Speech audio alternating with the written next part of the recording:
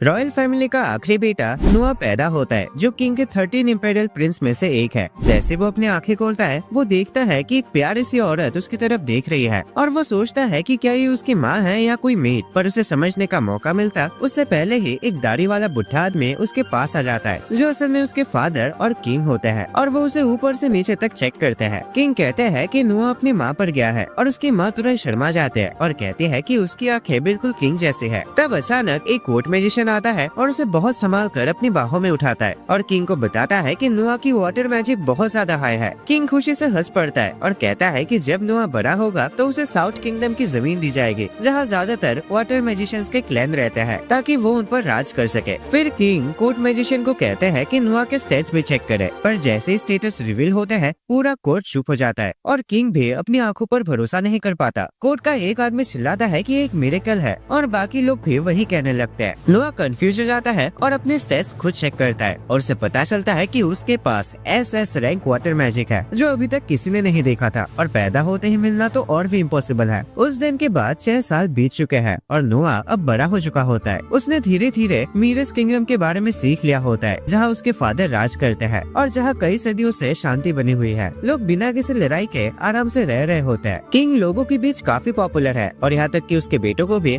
आम लोग या फिर नॉबल्स काफी पसंद करते हैं। लेकिन नोआ किंगडम के पॉलिटिक्स में ज्यादा इंटरेस्टेड नहीं होता, क्योंकि पिछले 6 सालों में उसने अपने बारे में एक सीक्रेट जान लिया होता है जो किसी को नहीं पता। वो अपने सबऑर्डिनेट्स का एक्सपी एब्जॉर्ब कर सकता है, मतलब जितनी ज्यादा मेच उसके पास होंगे वो उतना ही स्ट्रांग होता जाएगा। इसका मतलब ये भी है कि जबकि बाकी लोग एक टाइम के बाद और ताकतवर नहीं बन सकते, नोआ बिना किसी लिमिट के लेवल अप कर सकता है और दुनिया का सबसे पावरफुल मेच बन सकता है। वीडियो में आगे बढ़ने से पहले चैनल को सब्सक्राइब करके रखना एंड वीडियो को एंड तक देखना, क्योंकि दोस्तों ये बहुत ज्यादा मजेदार होने वाला है। आगे हम देखते हैं कि उसकी मेट्स उसके लिए बिल्कुल लॉयल होते हैं और बात करते हैं कि सिर्फ 6 साल की उम्र में भी नोआ एक बड़े आदमी जैसा बिहेव करता है। थोड़ी देर बाद वो ब्रेकफास्ट के लिए डाइनिंग रूम में जाता है और सोचता है कि अभी उसके एबिलिटीज और स्किल्स लिमिटेड है, क्योंकि वो भी छोटा है, पर अगर वो ट्रेनिंग करता रहा तो वो बहुत जल्दी ग्रो करेगा और अपने बड़े भाइयों को भी पीछे छोड़ देगा। तभी एक सुंदर सी मेड जिसका नाम एवेलिन होता है उसे बताते हैं कि क्राउन प्रिंस और 4th प्रिंस दोनों उसे मिलने आए हैं। वो गेस्ट रूम में जाता है और झुककर अपने बड़े भाइयों का स्वागत करता है, क्राउन प्रिंस एल्बर्ट और 4th प्रिंस हेनरी का। एल्बर्ट ठंडी नजरों से नोआ से पूछता है कि वो कहाँ था, जबकि हेनरी प्यार से उसे ग्रीट करता है। एल्बर्ट कहता है कि नोआ फ्यूचर में एक अच्छा राजा बनेगा और कहता है कि वो उसके लिए एक तोहफा लाया है। वो ताली बजाता है और तुरंत एक नौकर एक छोटा सा कॉफिन उठाकर लाता है, जिसमें से डरावनी ऑरा निकल रहे होते हैं। नोआ को समझ नहीं आता कि ये कैसा अजीब सा तोहफा है। एल्बर्ट अपने नौकर को कॉफिन खोलने का ऑर्डर देता है। जैसे कॉफिन खुलता है, मरे हुए लोगों जैसे एक डार्क एनर्जी पूरे कमरे में फैल जाते हैं और नोआ तलवार को घूरते हुए सोचता है कि उसने अभी क्या महसूस किया। एल्बर्ट उसे कहता है कि तलवार को एक बार चला के देखे। बेचारा नोआ वो तलवार को टच नहीं करना चाहता, पर अपने बड़े भाई का गिफ्ट होने की वजह से वो मना भी नहीं कर सकता। वो स्वॉर्ड को संभाल कर उठाता है, चाहे वो उसके छोटे से शरीर के लिए काफी बड़ी होती है। एल्बर्ट मुस्कुराता है और कहता है कि उसे पता था नोआ ये कर पाएगा, और फिर बताता है कि ये स्वॉर्ड वाटर मेजेस के लिए खास तौर पर बनाई गई है और इसका नाम लेविएथन है। वो ये भी बताता है कि उससे पहले 120 से ज्यादा लोगों ने इस स्वॉर्ड को पकड़ने की कोशिश की थी, पर दुख की बात है कि कोई जिंदा नहीं बचा। ये सुनकर नोआ डर जाता है और तलवार ऑलमोस्ट गिरा देता है, पर हेनरी उसे कहता है कि चिंता ना करे, क्योंकि अगर स्वॉर्ड ने उसे एक्सेप्ट नहीं किया होता तो वो टच करते ही मर चुका होता। इसके बाद एल्बर्ट और हेनरी वहाँ से चले जाते हैं। नोआ छुपकर उनका सम्मान करता है और अपने मन में सोचता है कि ये घटिया क्राउन प्रिंस, जो दुख की बात है कि उसका अपना भाई है, उसने बिना किसी वजह के इतना खतरनाक चीज उसके हाथ में दे दिया। अभी मर जाता तो क्या होता, अबे मैं मेन कैरेक्टर हूँ, एनीमे यही खत्म हो जाता। पर वो जानता है कि अगर उसने ये बात जोर से बोल दी तो वो वैसे भी मारा जाएगा। शाम को जब नोआ सोने की तैयारी कर रहा होता है, वो नोटिस करता है कि उसकी एक मेड काफी टेंशन में लग रही है। वो पूछता है कि क्या वो ठीक है। मेड, जिसका नाम जोई होता है, पहले थोड़ा हिचकिचाती है, पर जब नोआ बार बार पूछता रहता है तो वो घुटनों पर बैठ जाती है और बताती है कि उसके गाँव में बाढ़ आ गया है और सब कुछ बह गया है। उसका परिवार भूखा है और वो शहर के उन खतरनाक जगहों में काम ढूंढने जाने का सोच रही है, ताकि पैसा कमाकर अपने परिवार की मदद कर सके। नोआ उसे चुप रहने को बोलता है और कहता है कि वो उसकी पर्सनल मेड है और वो उसे इतने समय के लिए नहीं जाने दे सकता। वो उसे बताता है कि अपनी माँ को यहाँ महल में ले आए और वो उसे गेट कीपर की जॉब देगा और हर महीने 5000 रुपए सैलरी देगा। जो ये हैरान हो जाते हैं और कहते हैं कि उसने ऐसा कोई काम तो कभी नहीं सुने, और इतनी ज्यादा सैलरी तो भाई यहाँ के वॉचमैन को नहीं मिलता। नोआ उसे बोलता है कि इन सब बातों की चिंता न करे और साथ ही बताता है कि किंगडम के पश्चिम हिस्से में एक खाली घर है जहाँ वो अपनी माँ के साथ रह सकती है। अब वीडियो में आगे बढ़ने से पहले दोस्तों मैं तुम्हें एक जबरदस्त जबरदस्त ऐप के बारे में बताता हूँ जिसका नाम है हिप्पोविक्पी, जो तुम्हारी किसी भी खराब क्वालिटी की वीडियो को एकदम 2K या 4K रिजोल्यूशन तक ले जा सकता है। सिंपली वीडियो एनहांसर पे क्लिक करो, अपने शॉर्ट्स या वीडियोस को अपलोड करो, उसके बाद कोई सा भी AI मॉडल सिलेक्ट करके उसको एक्सपोर्ट कर लो और बूम, तुम्हारा एनिमे एक्सप्लेन वीडियो एकदम 4K क्वालिटी में रेडी हो चुका है दोस्तों। इसमें और भी कई सारे फीचर्स है, जैसे तुम किसी भी ब्लैक एंड व्हाइट वीडियो को कलरफुल बना सकते हो या फिर किसी भी इमेज या प्रॉम्प्ट टाइप करके उसको वीडियो में कन्वर्ट कर सकते हो। डिस्क्रिप्शन पे सारा कुछ इन्फो दिया हुआ है, तो एक बार जरूर से चेक कर लेना। हाँ है, जोई अपने कानों पर यकीन नहीं कर पाते और रोने लगते हैं। तब डायलन, जो उसका बटलर है, बाहर आता है और नोआ से पूछता है कि क्या उसे कुछ चाहिए। नोआ उससे पूछता है कि क्या उसे जोई के गांव में आए बाढ़ के बारे में पता है और उसे कहता है कि उस जगह में जितनी जमीन हो सके सब खरीद ले। पर डायलन कंफ्यूज हो जाता है कि वो इतने जमीन का करेगा क्या, लेकिन नोआ उससे कहता है कि उन लोगों को बचाना जरूरी है, क्योंकि अगर उन्होंने कुछ नहीं किया तो कोई और वहाँ कब्जा कर लेंगे और बच जाएंगे। डायलन ये सुनकर हैरान हो जाता है। नोआ पूछता है कि क्या हुआ और डायलन बोलता है कि वो इस बात से हैरान है कि नोआ हर एक सिचुएशन को बिल्कुल एक एक्सपीरियंस आदमी की तरह कैसे हैंडल कर लेता है, जबकि उसने पहले कभी ऐसा कुछ देखा भी नहीं। नोआ अपनी पिछली जिंदगी के बारे में सोचता है, जहाँ उसने काफी चीजें देखा था, लेकिन वो ये बात किसी को बता नहीं सकता। डायलन बताता है कि उसके हिसाब से पूरे जमीन की कीमत लगभग $70 मिलियन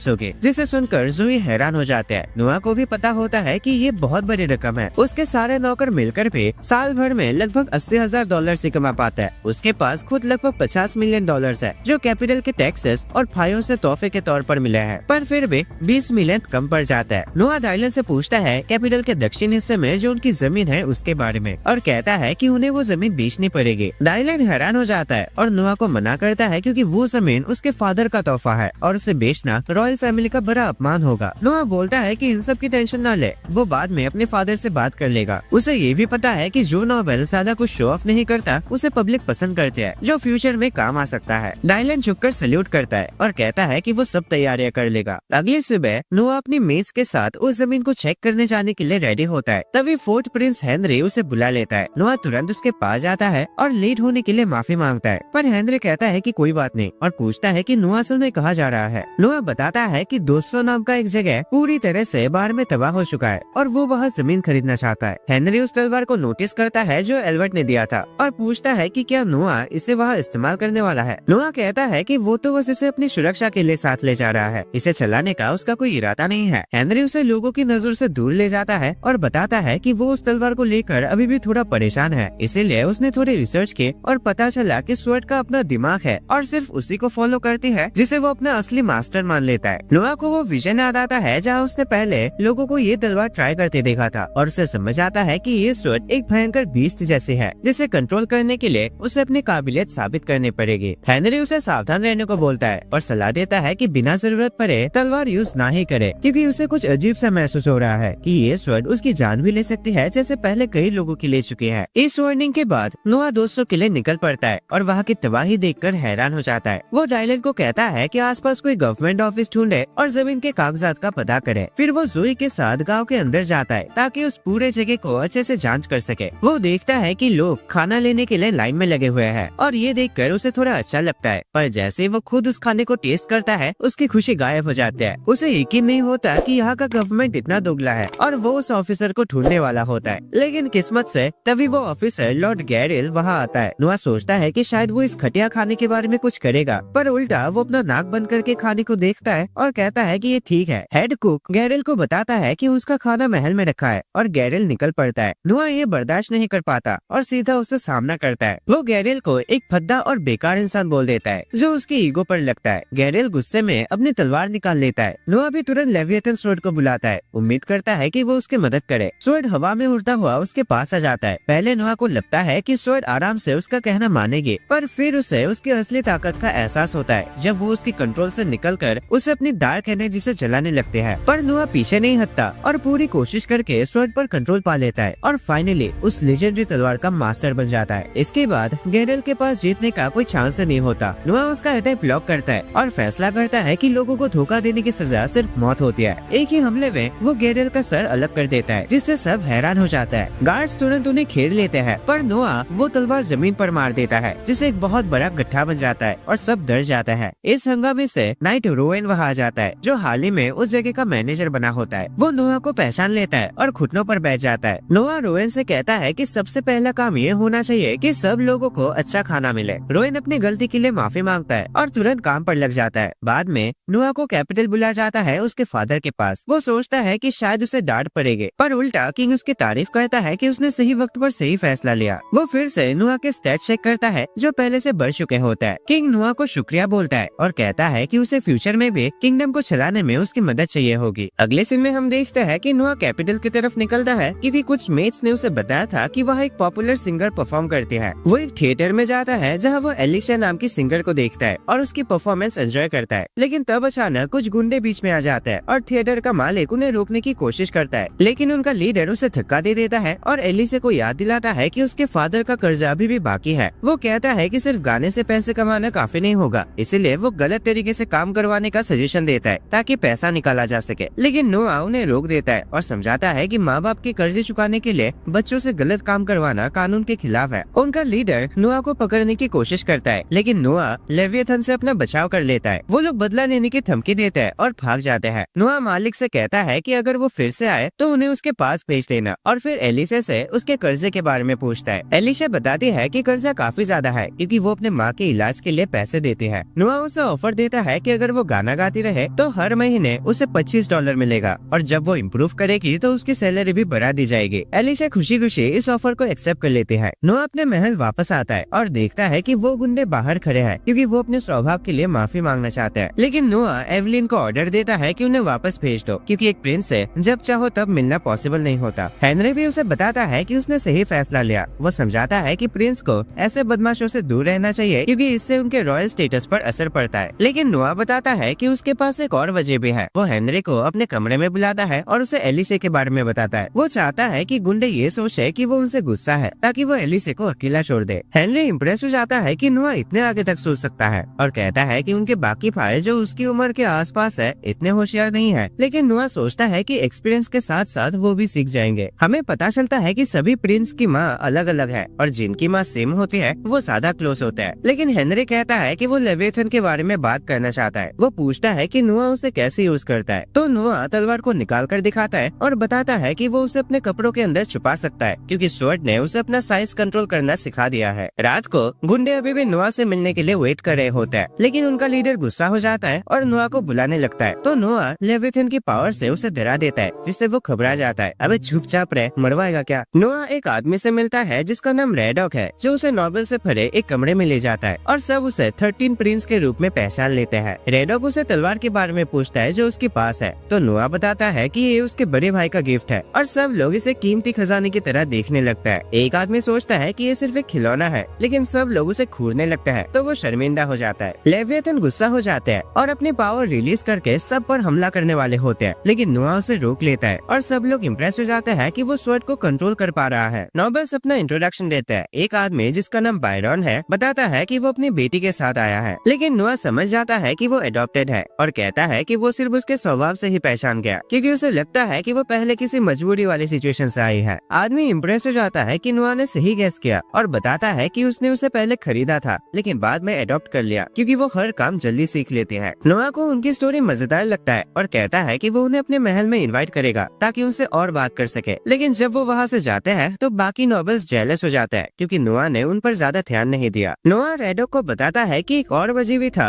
जिससे उसे पता चला कि वो अडॉप्टेड है। जैसे वो लेवियथन की पावर रिलीज करता है लड़की तुरंत रिएक्ट करती है। वो समझाता है कि अगर वो सही में एक नोबल की बेटी होती तो वो घबरा जाते, पर हाँ जब भी तलवार की पावर रिलीज होती है वो उस खतरे को महसूस कर लेते हैं और बायरन को प्रोटेक्ट करने के लिए तैयार हो जाते हैं। अगले दिन नोआ 8th प्रिंस ऑस्कर से मिलता है जो उसे ट्रेजर हंटिंग के लिए इनवाइट करता है और वो कोबल स्ट्रीट जाते हैं जहाँ किंगडम के अलग अलग हिस्सों से लाई गई कीमती चीज मिलती है। ऑस्कर बताता है कि इनमें से ज्यादातर फेक होती है और कहता है कि एक नोबल को असली खजाना पहचानना आना चाहिए, तो वो लोग देखना शुरू करते हैं। ऑस्कर को कुछ मजेदार सा नहीं मिलता, लेकिन नोआ एक अजीब सी किताब देखता है और उसे 3 कॉइन्स में खरीदने का फैसला कर लेता है। ऑस्कर को एहसास होता है कि वो एक लीजेंडरी सोर्सरर का ग्रीमोयर है और कहता है कि एक असली खजाना है जो बहुत ज्यादा कीमत में बिक सकता है। वो पूछता है कि नोआ को कैसे पता चला। नोआ कहता है कि उसे खुद पता नहीं था, बस जब उसने बुक को टच किया तो उसकी विन मैजिक बढ़ गई, इसीलिए उसने उसे खरीद लिया। नोआ अपनी स्वॉर्ड से उसे हिट करने वाला होता है क्योंकि उसे पता है कि सिर्फ वही चीज है जिनके पास अपनी विल होती है उसके स्टेट्स चेंज कर सकती है। मतलब किताब के अंदर कोई सोल होनी चाहिए। तब किताब से डार्क एनर्जी निकलती है और उस मैजिशियन की सोल बाहर आती है जो उसमें में सील थी। ऑस्कर भागने के बारे में सोचता है क्योंकि वो जानता है कि ये जादूगर विंड मैजिक का मास्टर है, लेकिन नोआ लेविथन के पानी से उसे डिस्ट्रॉय कर देता है। ऑस्कर हैरान होता है कि उस पूरे जगह में कुछ भी डैमेज नहीं हुआ, तो नोआ बताता है कि उसने अटैक ऊपर की तरफ एम किया था, और ऑस्कर इम्प्रेस हो जाता है कि नोआ इतनी जल्दी फैसला ले पाया। एक व्यापारी जिसका नाम एलन है नोआ से मदद मांगता है क्योंकि वो जानना चाहता है कि उसके पास जो आइटम है वो असली खजाना है या नहीं। वो उन्हें अपनी दुकान में ले जाता है और एक रिंग दिखाता है। कहा जाता है कि जब भी इसका असली मालिक सामने आएगा तो ये रिंग अपने असली रूप में आ जाएगी, लेकिन उसने बहुत लोगों को दिखाया और कभी कुछ नहीं हुआ, इसलिए उसे लगा कि ये बेकार है और उसने कई बार इसे हटाने की कोशिश की, लेकिन ये हर बार वापस उसके दुकान में आ जाती है। इसीलिए उसे लगता है कि इसमें कुछ स्पेशल है और ऑस्कर नोआ से कहता है कि पहन कर देखो। नोआ रिंग पहनता है और रिंग तुरंत उसे अपना नया मालिक मान लेता है और एक आर्मर सूट में ट्रांसफॉर्म हो जाते हैं। नोआ देखता है कि इसने उसके स्टैट्स चेंज नहीं किए, मतलब इसके पास अपनी विल नहीं है, और वो एलन को बताता है कि वो इसे खरीदना चाहता है, लेकिन ऑस्कर खुद पे करता है और नोआ से कहता है कि इसे मेरी तरफ से तोहफा समझ कर रखना। इसके बाद हम नोआ को देखते हैं जब वो ऑस्कर के गाड़ी से नीचे उतरता है, लेकिन अचानक गुंडों का लीडर उस पर अटैक कर देता है, तो नोआ अपनी रिंग का यूज करके अपना बचाव करता है और गाड़ी का ड्राइवर उस गुंडे को गिरा देता है। नोआ सोचता है कि वो अभी तक हार क्यों नहीं मान रहा। तब ऑस्कर उसे पूछता है कि उसने अटैक को ब्लॉक कैसे किया। नोआ समझाता है कि ये रिंग उसे अपने आप प्रोटेक्ट करती है जब भी उसे खतरा महसूस होता है, क्योंकि उसने इसे लेविथन से लिंक किया हुआ है। उसके बाद नोआ वापस थिएटर जाता है जहाँ वो एलिशा का परफॉर्मेंस देखता है, लेकिन फिर से कुछ आदमी आपस में लड़ने लगता है क्योंकि वो दोनों चाहते हैं कि एलिशा उनके साथ डेट पे चले। नोआ अपने शॉट का यूज करके उन्हें रोक देता है, जिससे वो भाग जाता है और थिएटर का मालिक उनके हरकतों के लिए माफी मांगता है। नोआ उससे कहता है कि ऐसे लोगों को आने ही मत देना, लेकिन ओनर बताता है कि बिजनेस चलाने के लिए उसे कस्टमर्स चाहिए होता है, तो नोआ ऑफर देता है कि वो पूरे थिएटर को $1000 में खरीद लेगा। ओनर खुशी खुशी इस ऑफर को एक्सेप्ट कर लेता है और एलिजा सोचते है कि वो नोआ के इस मेहरबानी के लिए कैसे शुक्रिया अदा करे, तो नोआ उसे कहता है कि बस गाती रहो क्योंकि उसे उसका गाना पसंद है। वो जानता है कि उसमें पोटेंशियल है, इसलिए वो फ्यूचर में राजा को उसका परफॉर्मेंस दिखाना चाहता है और उसे कहता है कि तब तक पूरी तरह गाने पर फोकस करे। फिर वो अपनी सीट पर वापस जाता है और उसकी जबरदस्त परफॉर्मेंस का मजा लेता है, सोचते हुए कि कैपिटल के बाकी खजाने उसके सामने कुछ भी नहीं है। हम नोआ को उसके कमरे में देखते हैं जहाँ उसकी मेज बताती है कि कोई मेहमान आया है, तो वो उन्हें अंदर आने को कहता है। वो होलजॉय के गवर्नर जनरल से मिलता है जिसका नाम डेट है, जिसे राजा ने होलजॉय के पानी को कंट्रोल करने के लिए भेजा था ताकि उस जगह में बाढ़ न आए, लेकिन नोआ समझ जाता है कि सब कुछ ठीक नहीं चल रहा। हमें पता चलता है कि पूरे एल्मेरिया किंगडम में सिर्फ होलजॉय ही एक ऐसी जगह है जहाँ चावल उगाया जाता है और वो एक बड़े से नदी के पास है, लेकिन कभी कभी बाढ़ की वजह से मुसीबत आ जाती है, इसलिए राजा ने डेट को ये प्रॉब्लम सॉल्व करने का आदेश दिया था। नोआ पूछता है कि अब तक सोल्यूशन क्यों नहीं निकला, तो डेट बताता है कि किंगडम से पैसे नहीं मिल रहे क्योंकि मिनिस्ट्री ऑफ फाइनेंस बहाने बना रहे हैं। नोआ मिनिस्ट्री ऑफ फाइनेंस के हेड मैवरिक के पास जाता है और पूछता है कि उसने डेट को पैसे क्यों नहीं दिया। मैवरिक समझाता है कि होलजॉय ने टैक्स नहीं भरे क्योंकि राजा ने पिछले साल बाढ़ की वजह से उन्हें टैक्स भरने से मना कर दिया था, इसलिए उसे लगता है कि उनके पास अभी भी काफी पैसे होंगे। वो कहता है कि उन्हें वही पैसा इस्तेमाल करना चाहिए, कैपिटल की पैसों की क्या जरूरत है, लेकिन नोआ मैवरिक को कहता है कि वो उसे बच्चा समझ के फुसला नहीं सकता क्योंकि वो जानता है कि होलजॉय के पास उस हादसे के बाद कोई पैसा नहीं बचा। वो समझाता है कि राजा ने टैक्स भरने से इसलिए मना किया था क्योंकि वो लोग उस समय इतनी कीमत भरने की हालत में ही नहीं थे, और वो मैवरिक को कहता है कि सच बताओ। तब मैवरिक बताता है कि वो होलजॉय को पैसा इसलिए नहीं दे रहा क्योंकि किंगडम को राजा का दूसरा घर बनाने के लिए पैसे चाहिए, लेकिन नोआ कहता है कि ये उनके देश के लोगों के लिए अन्याय है। वो मैवरिक को बताता है कि वो राजा का नाम यूज करके लोगों को उनका हक नहीं दे रहा और धमकी देता है कि अगर पैसे सही समय पे नहीं मिले तो वो राजा को रिपोर्ट करेगा। इस पर मैवरिक अपने आदमियों को तुरंत होलजॉय के लिए पैसे देने का ऑर्डर देता है। डैड हैरान रह जाता है कि नोआ ने बिना कुछ किए ही मैवरिक को झुकने पर मजबूर कर दिया। डैड होलजॉय वापस चला जाता है ताकि वो जल्द से जल्द वार को कंट्रोल करने का अपना प्रोजेक्ट शुरू कर सके। तभी एक आदमी नोआ को बताता है कि राजा उससे मिलना चाहता है। नोआ महल लौटता है जहाँ राजा मैवरिक के मामले को हैंडल करने के लिए उसकी तारीफ करता है। नोआ कहता है कि उसने बस वही किया जो उसे सही लगा, लेकिन राजा जानता है कि ऐसे घटिया लोगों से डील करना मुश्किल होता है और वो इम्प्रेस होता है कि नोआ ने ये सब सिर्फ 6 साल की उम्र में कर लिया। राजा को यकीन ही नहीं होता कि नोआ लेविथन का मास्टर बन गया है क्योंकि उसे इस तलवार के असली इतिहास के बारे में पता है, लेकिन वो सोचता है कि नोआ को तलवार चलाना सिखाना चाहिए। इसीलिए वो नोआ को किंगडम के सबसे बेस्ट स्वॉर्ड्समैन दामियोन से मिलवाता है और कहता है कि नोआ को उससे ट्रेनिंग लेनी चाहिए, लेकिन पहले वो नोआ की ताकत टेस्ट करना चाहता है। वो अपने स्वॉर्ड निकाल कर नोआ को कहता है कि अटैक करो। नोआ लड़ने के लिए रेडी होता है, लेकिन अचानक लेविथन की कुछ पुरानी यादें उसके दिमाग में आ जाती है। वो डेमियन पर हमला करता है। डेमियन उसका अटैक ब्लॉक करने की कोशिश करता है, लेकिन नोआ एक टेक्निक यूज करके उसकी तलवार को गिरा देता है। नोआ जानता है कि वो वो लेविथन की पावर की वजह से जीता और दामियन हार मान लेता है और राजा को बताता है कि उसके पास नुआ को सिखाने के लिए कुछ भी नहीं है क्योंकि वो उसके लेवल का नहीं है। राजा समझ जाता है कि नुआ एक जीनियस स्वर्ड्समैन है, इसलिए वो फैसला करता है कि नुआ को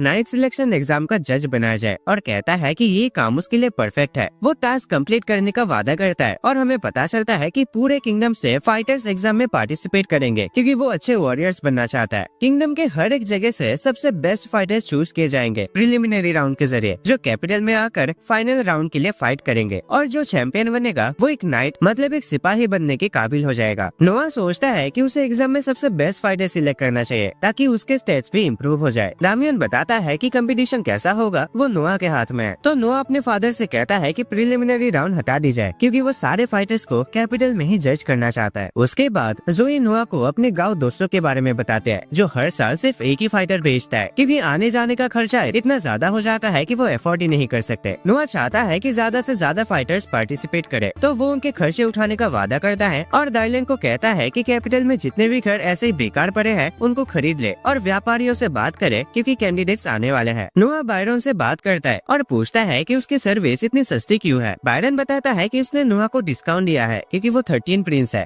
लेकिन नोआ जानता है कि बायरन झूठ बोल रहा है क्योंकि व्यापारी लोग अपनी फूटी कौड़ी नहीं छोड़ते। तो वो बायरन से पूछता है कि उसे क्या चाहिए। बायरन हैरान होता है कि नोआ ने उसकी बात समझ ली और बताता है कि उसे पहले से एम्प्लॉयमेंट एग्जाम में मदद चाहिए क्योंकि वो चाहता है कि राजा एक ऐसी लड़की को हायर करे जिसे वो जानता है। नोआ वादा करता है कि वो उस लड़की को हायर करेगा लेकिन सिर्फ तब जब उसे वो पसंद आएगी। बायरन वादा करता है कि वो एक ऐसी लड़की भेजेगा जो नोआ के सोच से भी ज्यादा शानदार होगी। फिर वो नोआ से परमिशन मांगता है कि क्या वो अपनी दुकान पर नोआ का क्रेस्ट लगा सकता है क्योंकि वो अपना स्टेटस बढ़ाना चाहता है। तो नोआ समझ जाता है कि बायरन असल में उसका सबऑर्डिनेट बनना चाहता है और उसे चेतावनी देता है कि ये सब तो ठीक है, पर अगर उसने धोखा देने की कोशिश की तो वो मौत के लिए तड़पेगा। उस शाम हम देखते हैं कि नोआ गाड़ी से कहीं जा रहा होता है और उसे पता चलता है कि बायरन को सबऑर्डिनेट बनाने के बाद उसके स्टैट्स इंप्रूव हो गए हैं, लेकिन अचानक उसे दिखता है कि उसकी वाटर मैजिक कम हो गई है। तो वो सोचता है कि एल्मेरिया में जरूर कुछ गड़बड़ हुई होगी। वो राजा के पास जाता है और बताता है कि एल्मेरिया मुसीबत में है और राजा पूछता है कि नोआ को कैसे पता चला। तभी अचानक एक नौकर राजा को कुछ खबर देता है। राजा समझ जाता है कि नोआ सही कह रहा है क्योंकि एल्मेरिया में लोगों के बीच लड़ाई शुरू हो गई है और वो नोआ से पूछता है कि क्या उसे पता है ये लड़ाई कितनी बड़ी है। नोआ सोचता है कि उसके स्टेट्स कितने चेंज हुए हैं और राजा को बताता है कि फिलहाल ये लड़ाई छोटी होगी। राजा बताता है कि वो सही है क्योंकि लगभग 5000 विद्रोही है। वो नोआ से पूछता है कि क्या वो उनसे डील करना चाहता है, लेकिन नोआ जानता है कि सोल्जर्स उसकी बात नहीं मानेंगे क्योंकि वो एक ऐसी लड़ाई को लीड करने के लिए बहुत छोटा है। वो सोचता है कि उसका बड़ा भाई उन विद्रोहियों के खिलाफ लड़ सकता है। राजा पूछता है कि वो किसको रेकमेंड करेगा। नोआ कहता है कि हेनरी सही रहेगा क्योंकि वो सबसे ज्यादा समझदार है अपने भाइयों में। उसके बाद नोआ हेनरी के साथ गाड़ी में चलने लगता है, लेकिन लेविथन को अचानक खतरा महसूस होता है तो नोआ ड्राइवर को रुकने को कहता है। वो जानता है कि कोई उसे टारगेट कर रहा है और वो हेनरी को इन सब झमेलों में घसीटना नहीं चाहता, तो वो गाड़ी से जंप करता है, लेकिन अटैकर्स उसे वाटर मैजिक से ट्रैप कर देते हैं। वो उसे खत्म करने की कोशिश करता है, लेकिन नोआ खुद को छुड़ा लेता है और सोचता है कि वही अल्मेरिया के विद्रोही है क्योंकि वो भी वाटर मैजिक यूज करता है। वो उसे गिराने की कोशिश करता है, लेकिन नोआ उन्हें आसानी से हरा देता है और उनका लीडर हैरान होता है कि वो एक बच्चे से हार गए। हेनरी इम्प्रेस हो जाता है कि नोआ ने उन्हें हरा दिया। नोआ बताता है कि वो लोग अभी भी जिंदा है क्योंकि उसने सिर्फ लेविथन की हल्की सी पावर यूज करके उन्हें बेहोश किया है। अगले दिन नोआ बायरन से बात करता है और उसे बताता है कि एल्मेरिया में लड़ाई चल रही है, लेकिन उसे ये बात सीक्रेट रखने को कहता है। वो जानता है कि वो लोग घोड़े पर सवार होकर लड़ाई करने में माहिर है, इसलिए वो बायरन को आदेश देता है कि एल्मेरिया में घोड़ों को खिलाने के लिए जितने भी सामान है वो सब खरीद ले ताकि उनके घोड़े भूखे रह जाए। बायरन सोचता है कि ये प्लान कमाल का है और वादा करता है कि वो तुरंत इस काम में लग जाएगा और नोआ सोचता है कि इससे हेनरी के लिए फाइट करना और इजी हो जाएगी। राजा बताता है कि जो विद्रोही उन्होंने पकड़े थे उनसे काफी जानकारी हाथ लगी है और ये भी समझ जाता है कि उन्होंने नोआ को किडनैप करने की कोशिश की थी क्योंकि वो उसके बदले पैसे लेना चाहते थे। राजा नोआ की तारीफ करता है कि उसने उन्हें हराया और ये भी कहता है कि विद्रोही के घोड़ों का खाना गायब करने का आइडिया कमाल का था। तब नोआ राजा को बताता है कि असल में एल्बर्ट ने उन विद्रोहियों को भूखा रखने का आदेश दिया है, लेकिन नोआ जानता था कि इससे एल्मीरा के लोग उनके खिलाफ हो जाएंगे, इसलिए उसने फैसला किया कि वो लोगों को नहीं बल्कि उनके घोड़ों को भूखा रखेगा। राजा मान जाता है कि नोआ बहुत होशियार है। वो नोआ को इनाम देने का फैसला करता है, एक तलवार उसके क्रेस्ट के नाम पर। ये सबसे बड़े इनामों में से एक होता है क्योंकि ये एक सच्चे वॉरियर की निशान होती है और सिर्फ राजा ही इसे क्रेस्ट में ऐड कर सकता है। इसके बाद बायरन नोआ को विद्रोही के लीडर के बारे में बताता है और कहता है कि वो ऐसा इंसान है जो अपने मकसद को पूरा करने के लिए कुछ भी कर सकता है। एवलिन बताती है कि गेट पर एक घायल आदमी है।